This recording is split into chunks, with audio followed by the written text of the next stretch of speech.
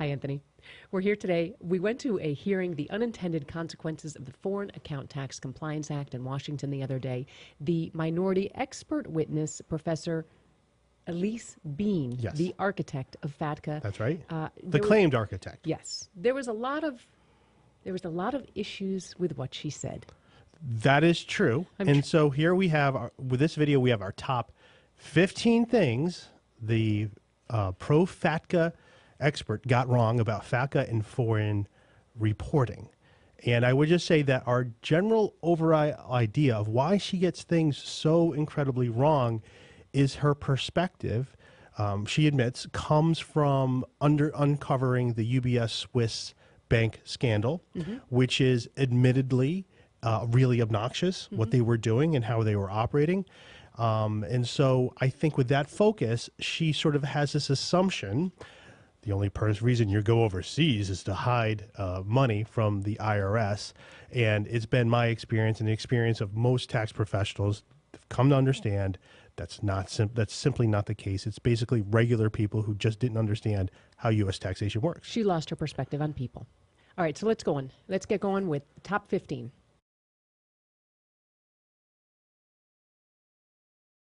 So disclosing foreign account information is becoming the global norm.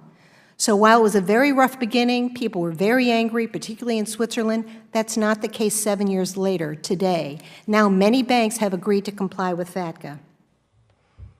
Okay, so here's a few things she gets wrong in one sentence. There's a few sentences. First of all, FATCA is not the global norm in any sense of the world. There is no other FATCA going around. Do other countries share information? Absolutely. But FATCA isn't about sharing information. In fact, the U.S. has shared information with other countries, got other countries outside of FATCA. That's actually what led to the entire UBS scandal being brought down. The UBS scandal was entirely independent of FATCA because it existed before FATCA. Now, we've heard today about how some American citizens are saying that FATCA is forcing them or leading them to give up their citizenship. But I have to also point out that that's affecting a very small number of people. So a small number is okay? A small number is okay. This seems really strange to me, to say only a small number of Americans have been forced to renounce U.S. citizenship to FATCA, as that's a selling point. Oh, it's okay. It's only a small number.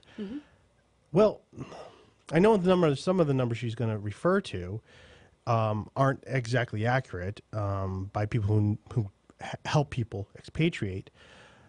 But a small number of Americans, well, a lot of people, I think we're going to see this. She believes that there's two choices people make, either comply or expatriate. And we know from experience there's a wide range of motions in there, and that's sort of ignored. Many people are running a risk of something else, doing something else wrong. In 2015, about 4,300 people gave up their citizenship. That same year, we got new citizens of 730,000, people willing to pay U.S. taxes. This is when I think we were doing the most head shaking at the hearing. This is when we got yelled at. Now, I know you're going to talk about one issue. My issue is, she keeps referring to people willing to pay taxes. Does she get that the people affected aren't trying not to pay taxes? These expats, that's not their issue. That's not the problem. But you go. Well, that's exactly right. And you're saying, well, I mean, it's interesting. She says 4,300 people. See, the word I would have used, U.S. citizen. 4,300 U.S. citizens with every constitutional right that they have saying, well, that's it, I'm going to give up citizenship. Now, one thing we know about that number, and this is from Mark Nessman, and he helps people expatriate. He knows that number is not correct because he's had clients that he's helped expatriate, and their names don't show up on that list. I've heard that. So there's really no accurate number of what it is. But let's just say it's 4,300. That's okay? That's okay. We're okay with that.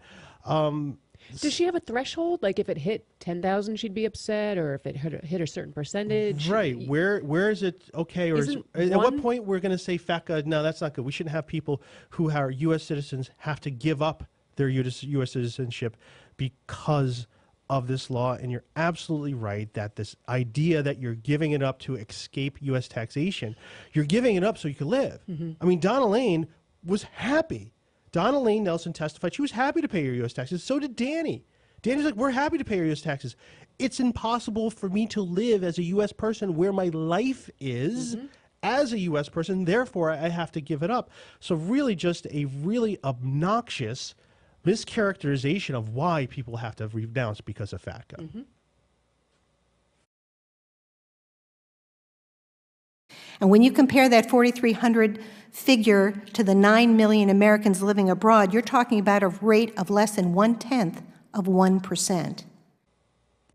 Okay. Yeah. So again, since it's a small number, it's okay? It's okay to do that. You know what there's a small number of? If really, this is true. There's a really small chance that you'll be killed in a terrorist attack. It's actually going to be less than 1/10 of 1%. It's true. Yet we tend to do things about that, right? We actually tend to pass some laws to combat that. In fact, the Bank Secrecy Act of 1970, which was often conflated during this hearing, was one reason. And then their witness claims that FATCA was passed to fight terrorism. But terrorism isn't really going to affect all that many people, or maybe it does. Maybe the fear of terrorism actually affects you. You actually don't have to be the one personally impacted. Maybe knowing your neighbor is destroyed. Maybe it's even a stranger who's a U.S., somebody in the world, some U.S. person, someone you don't even know. Maybe it just bugs you that someone was hurt. And I would say that's the exact same thing about FATCA. I'm in the U.S. I don't have anything overseas. FATCA gives me more clients, but I want it gone because I care about people. To conclude, I wanted to say that repealing FATCA today would be a mistake. It would hurt honest taxpayers who have to disclose their account information on a bulk basis every year to the IRS. That's what honest taxpayers do, and whether you're honest or not. That's how the banks treat your bank accounts here in the U.S. She got a chuckle out of that one. Yeah, she thought that, I don't know. Interesting. Very, very interesting there. So that if a U.S. expat is no longer hammered with insane reporting requirements, somehow a U.S. person who doesn't have things is hurt. They're hurt. I can't even wrap my head around that statement. Well, I think it's, I think this is where we have to understand. She has this basic assumption everybody overseas is hiding taxes. That's then, okay, then I guess that makes sense. Everybody overseas is committing tax evasion. Everybody overseas is dishonest. Then I guess her statement makes sense. But when you know the truth, it's completely wrong.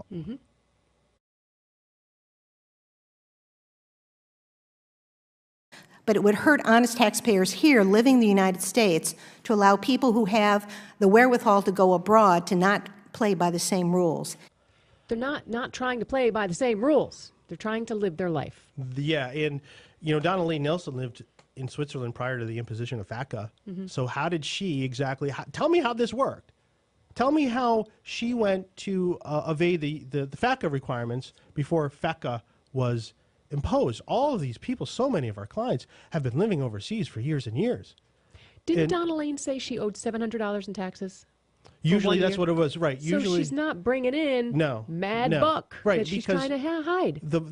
For so many, for many expats, the foreign tax exclusion or foreign tax credit will mean there's basically nothing for the IRS. For the vast majority of taxpayers, there's really nothing. There's no reason not to pay your taxes other than the insane amount of compliance necessary to get it done.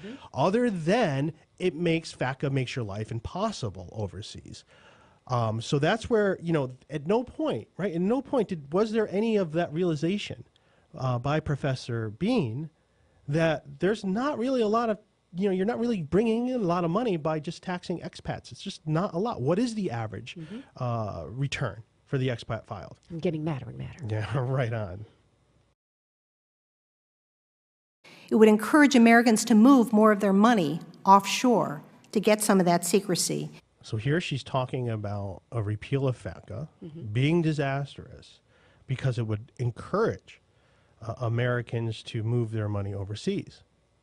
Again, ignoring the fact of the witnesses were people overseas. We aren't even talking about people in the U.S. Why are they no longer persons? If they're taxed, if the United States imposes a citizenship-based taxation, a universal taxation, and yeah, I've heard people claim that Eritrea has universal taxation too, and that's nonsense. Look at their tax form, and I'm serious. There's a camel on it, and it's this long. I don't think it's the same thing as the U.S. tax code. So seriously, the U.S. is the only country in the world that taxes this insanely. So if they're going to tax everyone in the world, you know what you should do is you should represent them too, because I think there was a saying about that. Something, something without representation, something, something. And that seems what we have. That no one's listening to this. It's just completely ignored. It's like she went in with an agenda and couldn't hear anything besides her agenda. Right. Her agenda was Swiss banks, and these people sitting next to me that renounced their citizenship, there's a wall. I can't see them. I can't hear them. Right. I don't know they're there. And that's a protection measure. You know, our human psyche is, you got to protect, you know, everything you believe in. So you're just not going to hear it. I'm convinced she believes she's doing the right thing. Yes. I am convinced she is. And it's just when you start just ignoring people wholesale, their story, that's where you get into trouble, and that's where you end up doing the wrong thing. It would disadvantage U.S. banks, who would again have to compete against foreign bank secrecy. Okay, so there's a few different ways we could approach to unravel this complete nonsense. I'll take the easiest way. Okay. Because Chairman Meadows did ask this question earlier in there. If I could get a representative from the domestic U.S. bank industry to say he would want to repeal FATCA, would you support that? And there was a long sort of go around where she really wouldn't answer the question. And she was claiming, well, all those banks really are international as well. So really didn't resolve. Well, here's the thing. And this is what she should know as the architect of FATCA. And she did admit this at some point.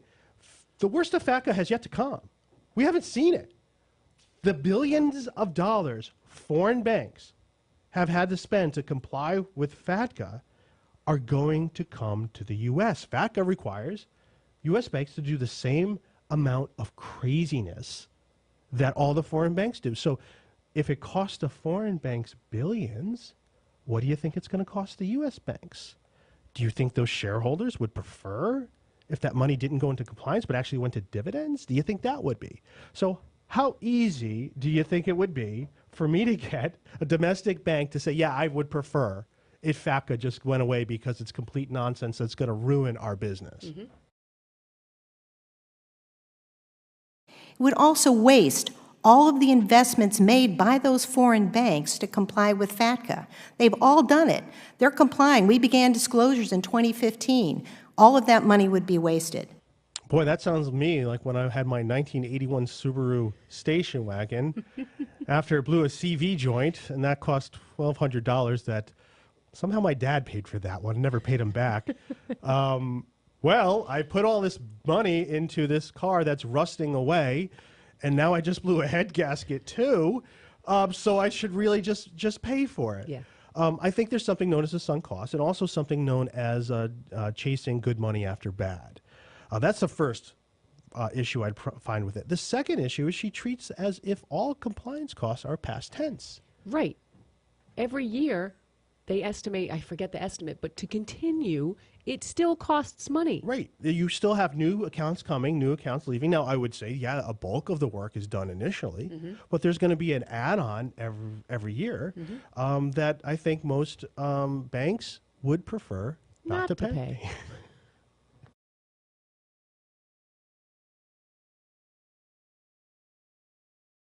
And finally, it would return us to an era where it was much easier to have an offshore account, hide your assets, and evade your taxes. Okay, Claudine, I have a question for you. Yes. When was the Bank Secrecy Act of 1970 passed?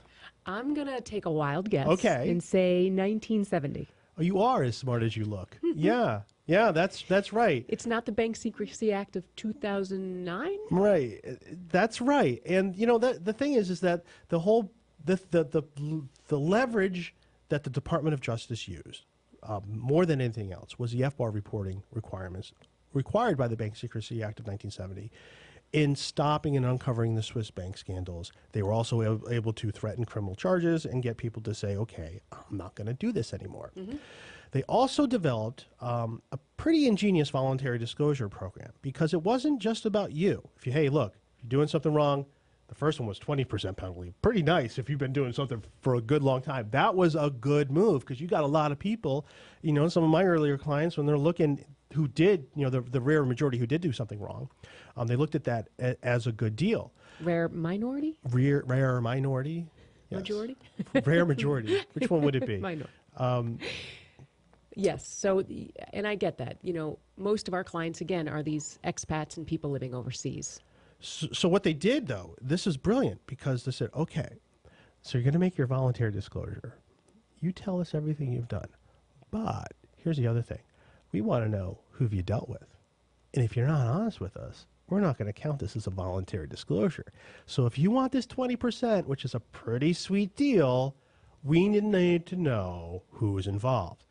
And I thought of that as one of the most brilliant things in the world, because now these people are tagged as a name. So if this name pops up ever again, there's going to be a problem. And I think everybody knows this now. So this is where I would say, can the government admit they had a wild success? You guys did great. You stopped the scandal. You didn't need this law. Just good government work did it. You didn't need the additional law. Why can't we just say that? Fantastic work, guys. What a day. Let's move on. And go home. We repeal FATCA in that we require foreign institutions to have to file a 1099 to the IRS on interest income. Would you be okay with that? I'd prefer that the 1099 to be expanded to what FATCA requires. Oh, I think we know her perspective now, right? She just wants to know everything about your life. There's not a lot to say. Yeah, she just wants to know everything. And I think Chairman Meadows had a little bit of a smile after that one. He did great. Yeah, so really, I think, you know, there are people in the government who look at the government that we serve the government. And I think that's really how they feel things. If you do work in academia, government, look, all these people are the whole world's work for you, but that's not the way the Constitution was set up. And just a brief commentary on our visit to Washington, you know, I noticed something there. I noticed everybody was so happy. And I've traveled, you know, lots of different places, and I try to sort of take in the vibe of different places. And I've never seen such a happy group of people in Washington, D.C. And I started thinking, like, well, if you're getting tax money from everybody around the world, would you not also be very happy too? Repealing back and saying that a foreign account has to do a 1099 on interest income as a U.S. bank would do as Mr. Bob. And that's all they have to do. Are you okay with that? No, I'm not. So she's, you know, at one, you know, she talks out of both ways. We just want people overseas to pay taxes like Americans here, you know, not doing the same thing. But here we have this incredibly different treatment. She's not happy. If the FATCA, I think, hey, look, you're a big advocate for FATCA. There's some concerns over privacy. What if we limit the information that the IRS receives from FATCA to the same information that you get on a 1099? No, that's not good enough. We want all the information of FATCA. And I think it comes from the same perspective that all your information belongs to us because you're doing something criminal. Well, there are a number of problems. One of the problems is... How many problems would you say there are with FATCA? Well, I haven't counted them up, but let me give you two of them. Okay. One is that when the IRS started to penalize people for violating the law, their penalties, they had a range of penalties they could do. They were very unreasonable in the penalties. Okay, so the question was, what's the problem with FATCA, correct? The question was not what's wrong with the Bank Secrecy Act of 1970, correct? Okay, because what she's doing is she's talking about FBAR penalty calculations right here. She doesn't understand, and she's acting like the reason why people are coming clean is because of FATCA fears. No, and I'll be honest, there's a reason. FATCA is a reason that many people become aware that they have a problem, okay? That is absolutely true. People receive FATCA letters. They give us a call to say, wait, why is the IRS looking for this information in my foreign bank account? Why would they need to know that? Oh, because it's taxable. It's taxable? And it's reportable, and if you don't pay, it's a 50% penalty on account value. What? Okay, what can I do to avoid that penalty? That's the most common type of inquiry that we get. We don't get, I've been evaded taxes for a whole bunch of years, and I just kind of want to come clean with it. That's maybe 5%. Generally, I'd say criminals are not filling out the form. Yeah, and also, and I don't think, this wasn't a specific point, but if I was committing tax evasion overseas, I could do it pretty easily, just like everybody else doing it. Number one, I would use pallets of cash, okay, which are not reportable on a Form 8938 or an FBAR form. So there's no FATCA requirement on that or FBAR, so I'm fine there. Number two, I would use something known as somebody else's name. I would find somebody else who's in that country. Hey, this is going to be in your name. Okay, got it, good. How many drug lords across the world have gone, oh man, FATCA, I guess I got to go back to college. Yeah, I got to clean up my act. This is over because this is going to stop me. So just in saying that FATCA was meant, FATCA was intended to increase tax compliance. It wasn't intended as a criminal enforcement tool. The Bank Secrecy Act of 1970 was not intended as a tax compliance tool, but rather a criminal enforcement tool. Well, the penalties currently are gauged to how much money is in the account. So that's one thing they do take into account. And another thing they take into account is whether it was inadvertent or not. Oh, God, this is hard for me. I think we're jumping out of our seats right now. Because, again, their expert on FATCA can't distinguish between FATCA penalties and FBAR penalties. Your FATCA penalty as an individual. Now, there's the financial institutions have their own penalty scheme, which is a 30% penalty on wrongful. That's not what we're talking about. We're talking about a personal individual's FATCA penalty. There is one penalty, and it's the failure to file or not properly file a Form 8938. That's a $10,000 per penalty occurrence. Account value, as long as you have the requirement, doesn't come into the calculation at all. And it's not the same standard that she's referring to, because the Bank Secrecy Act standard comes from Title 31, which is more of a criminal standard, whereas there's the Title 26 tax, which is your typical standards for your tax penalties, and she can't get them straight. Every time she referenced an FBAR thing, I was like grabbing my seat. Don't you understand it? If I yell in this hearing, is that bad? Should that matter that their expert doesn't understand this? To say, and here, what I think maybe for our next opt-out, for evidence when we're arguing for lower penalties for one of our clients, we're going to say, okay, we just want to we're going to put the testimony of your expert. Okay, do you understand? Did you just see that? Right. She can't get this right. She doesn't understand it. So if the expert testifying to Congress, the expert called up as the #1 person to help us keep FATCA on the books, can't get it right, what's the average taxpayer supposed to do? So are you going to answer the question or not? What's the appropriate penalty? Sometimes the appropriate penalty is 0. If you didn't know you were violating the law, the penalty could be 0. In what world? Oh, no, you're wrong. Wrong. So she's talking about the wrong law. She's talking about FBAR. Okay, she doesn't know she's not talking about FATCA. But she's talking about the wrong law, but she gets that standard wrong. Okay, that's not it at all. Let me tell you how FBAR penalties work. The IRS looks at you to say, oh, did you file an FBAR or not? Okay, we want to at least assess a willful penalty, a non-willful penalty. Now, a non-willful penalty means you did nothing wrong. That's what it means. You did nothing wrong. And that's a $10,000 per occurrence. Now, is it possible to get no penalty at all? Yes, we've done it. But it's difficult to get no penalty. We've done our Holocaust survivor who inherited an account, didn't know she had this at all, had no idea that worldwide income was taxed, had no idea that FBAR existed, wasn't exactly in a great frame of mind to even know to be in compliance. She was hit with a FBAR penalty of $2,500. After we fought tooth and nail to lower it. To get it down from $250,000. Right. So that's a complete misunderstanding of the law and how it is being applied. Second of all, She doesn't understand the streamlined procedures. Earlier, she was talking about the IRS came out, thanks for the taxpayer advocate, the IRS came out with these new streamlined procedures, which I actually don't think is true. That's not the reason why they came out with it.